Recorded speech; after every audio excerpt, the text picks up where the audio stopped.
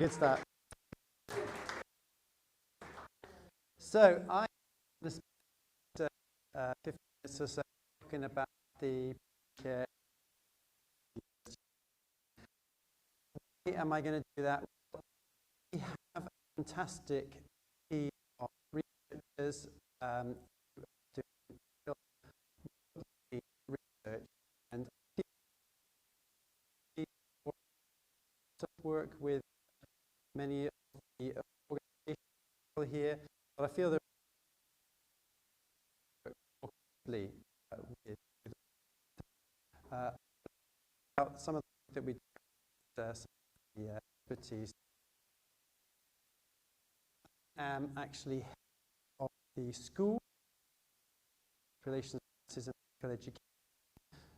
That includes the Primary Care Research Centre, also the Centre for Population Health Sciences, with who also do research very relevant to the primary community care setting.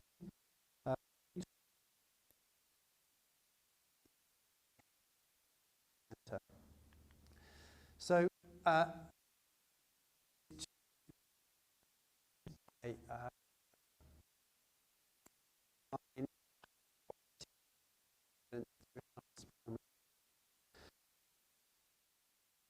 healthcare, talking about in a very broad context.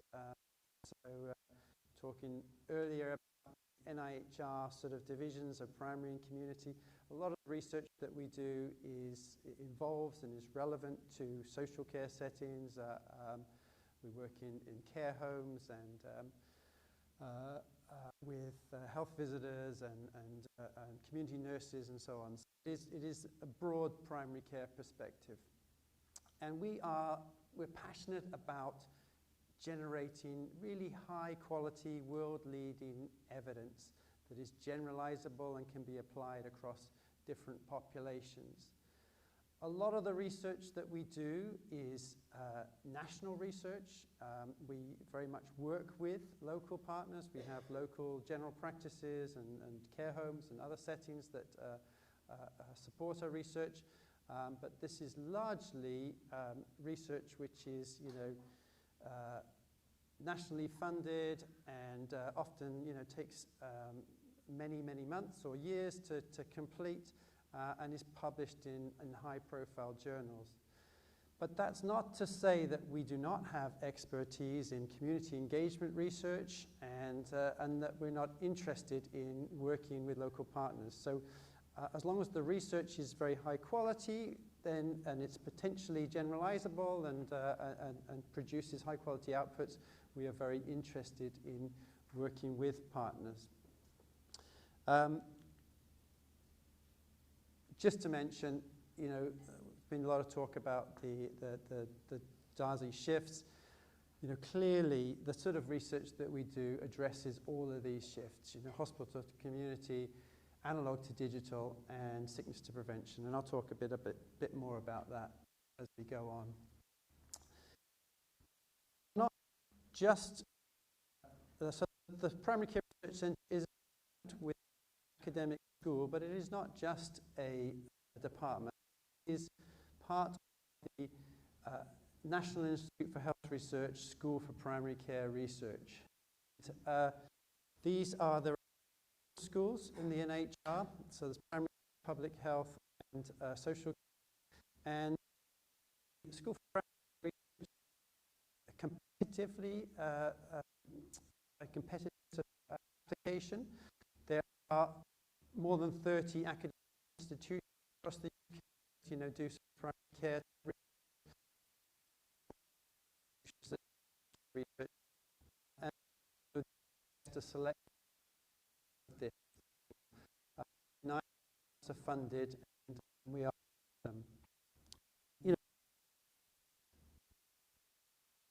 primary care research coming out of the UK is really probably leading around the world. A lot of other countries rely on research conducted in the UK. So we are talking about, best world. The of the school gives the network collaboration with different leading primary institutions. It also gives us fantastic opportunities for funding, startup grants and collaborative funding, also university developments, PhDs, and career training. So just to tell you a little bit more, the 80 academic or research staff department and about 11 PhD students. We bring in about 3.5 million in research funding per year. We generate research outputs that are published in the highest quality sort of journals, so not doing the Journal of Medicine, Lancet, British Medical Journal, so general medical journals and the British Journal of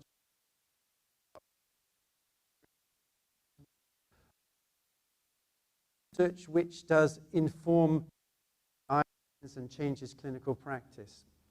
Now, as I say, a lot of the research that we do takes time to be done, so it's a little bit of a sort of slower process than some of the sort of evaluation and quality improvement work that we've heard about. But that's not to say, I don't think it needs to be a dichotomy. A lot of the research that we do is generated from the ground up by working with communities, with partners. We work very closely with partners across the region. Just to mention, I said I'm the head of the school, so Tracy and Helen, who are here, Tracy is right there in the middle and Helen's over there, are the heads of our Primary Care Research Centre. And Sarah McKelvey, who is also here, over there, is our head of knowledge exchange and enterprise. And hopefully Sarah is starting to get out and meet some of you. We feel we've been doing patient and public involvement and engagement pretty well for quite a long period of time. We have 4 core PPI department, everything we do. We have space for more than 100.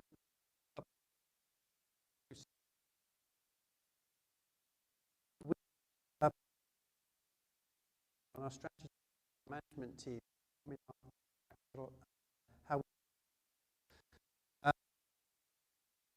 work community groups for many academic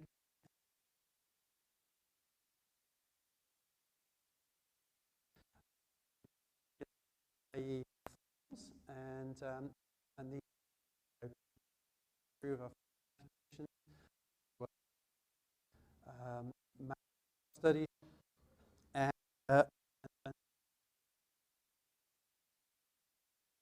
support on EI and the research agenda as well. So these are our themes. We've briefly talk through them.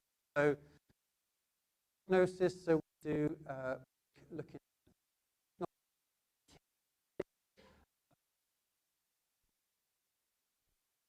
and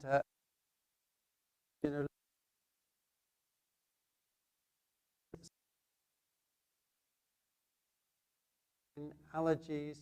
We do a lot of work on infections, so respiratory infections, urinary infections.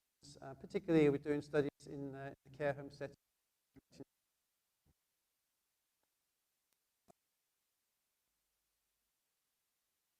Strong track record. We've got a lot of expertise in designing psychologists. And a lot of these are digital interventions, so, websites and apps and things that help patients manage, change their behavior. And then we evaluate, so we develop them, and then we evaluate them in randomized controlled trials and produce the high quality evidence that shows that these things make a difference to patient outcomes. So we've done work in cancer survivorship, back pain, irritable bowel syndrome, eczema, acne, emotional distress, and malnutrition.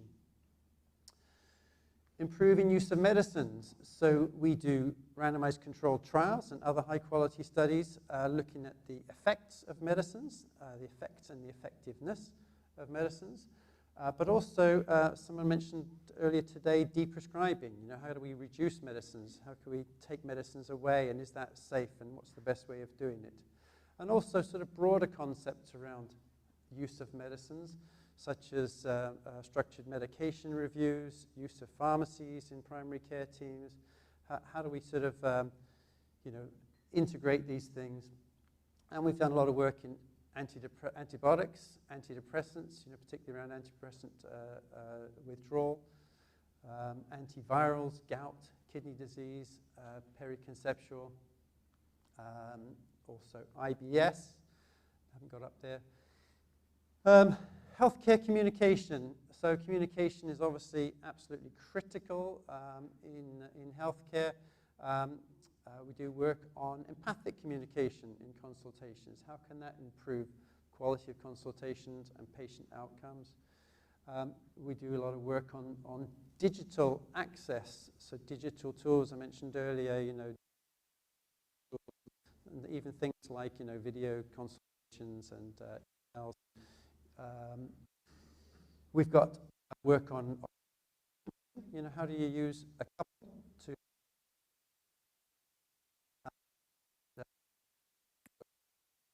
condition.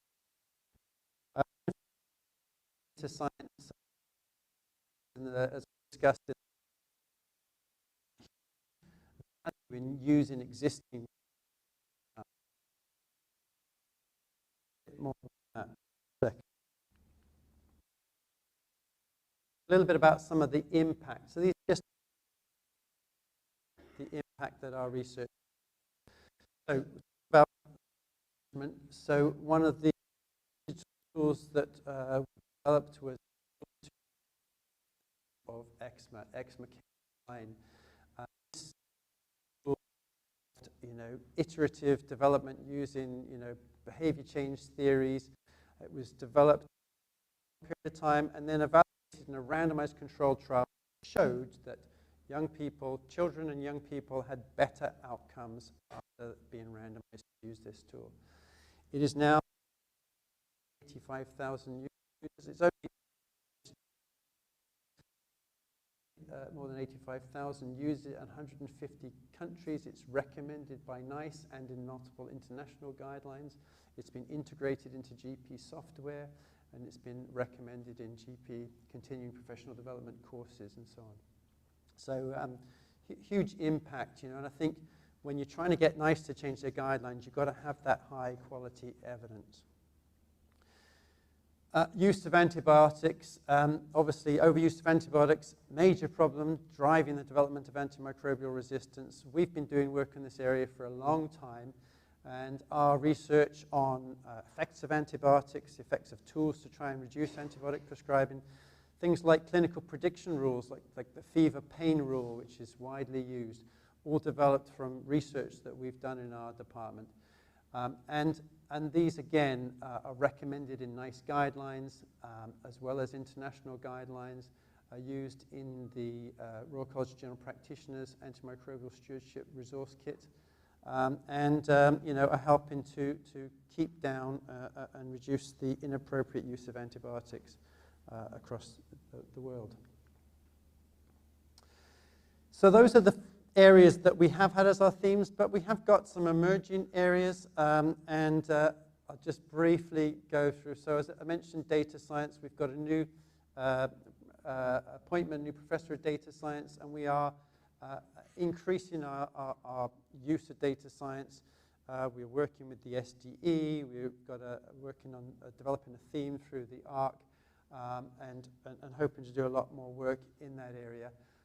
Women and children, we're doing quite a lot of work around women's issues, periconceptual care, and in children, issues with unsettled crying children, allergies in children. So that's quite a strength area. Access and service delivery, I mentioned, so Helen's leading on the work on sort of access to primary care, which is obviously a critical issue at the moment, affecting our healthcare system. And digital and devices, so we are working with engineers, looking at new sort of tests and devices to help improve diagnosis and monitoring of patients. And a key theme sort of underpinning all of these is the underserved populations. So if you are interested in collaborating with us, please pull your phone out and scan that QR code, and there's a little form, and you can just let us know that you're interested in working with us. We'd love to hear from you. We can't do everything. Obviously, we are an academic department. We have to do things where we can bring in research grant income, where we can produce academic outputs, but we are very keen to collaborate more with organizations locally. So I've introduced people, and the faces are up there. Please come and say hi to us in the break, or as I say, fill in a little form there. Thank you very much.